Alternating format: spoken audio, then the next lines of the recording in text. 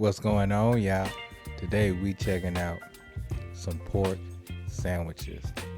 And there are two totally different pork sandwiches. One is roast pork with a little broccoli raw on it, and the other one is a deep fried pork tenderloin. And hey, we gonna see which one we would like to try. But to be honest, we gonna end up doing a video on both of these, making these sandwiches, and then giving a taste test, and I'm gonna give you my opinion on which one I think is best. But anyway, let's get it. And oh yeah, don't forget to give me that LSS. That's that like, share, and subscribe. That like, share, and subscribe. And hey, hit that notification bell and become part of the LSS family, y'all.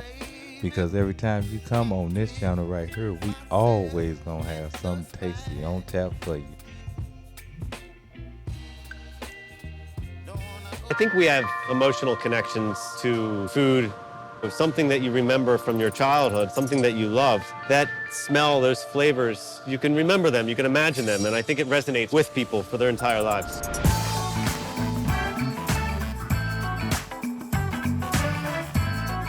Philadelphia is known for their cheesesteaks, but the real kind of Philly sandwich for locals was roast pork. I'm Joe Nicolosi, owner of Dinex Roast Pork and Beef in the Reading Terminal Market. This is our famous roast pork sandwich with sharp provolone and broccoli rabe. Everyone has a different reason for why they might love this sandwich. Maybe they grew up with it, maybe their grandfather was taking them to my grandfather's and they have a long history with it.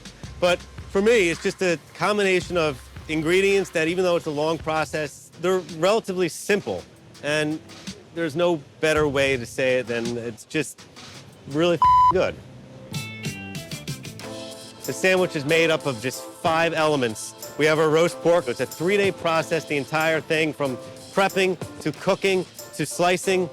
Our stock is made completely from scratch as we're making our roast pork. Our broccoli rabe, which we're cutting and prepping every single day, and sharp provolone and rolls from Sarcone's, one of the oldest bakeries in Philly. Just the best roll that we found in the city, and by default, if it's the best roll in Philly, it's probably the best roll in the country. It's a little unique, I think, to have a sandwich that someone's putting this much effort into, that we're happy to bring you and shipping out to you through Goldbelly.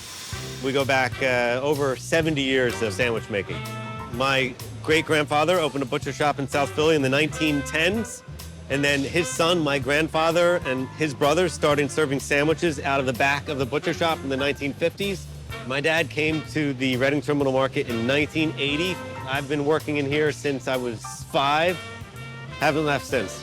I think the key to our roast pork, and this is what my father always said, that it was just kind of a simple, old-fashioned process done right from beginning to end. That's the way that we've been doing it for 70 years, so we're gonna keep doing it that way.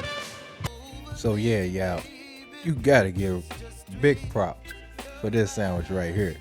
That roast pork sliced thin with that broccoli raw, you know that's gotta be tasty. And then got that provolone on top. Now I don't know if you like provolone, but I do. I love me a good provolone cheese on my sandwich. But you know, anyway, let's get to the other sandwich. See if that's one that we like even better. But anyway. Station Steakhouse, so we are primarily known for our prime rib. So now we're the prime rib joint that has an award-winning tenderloin.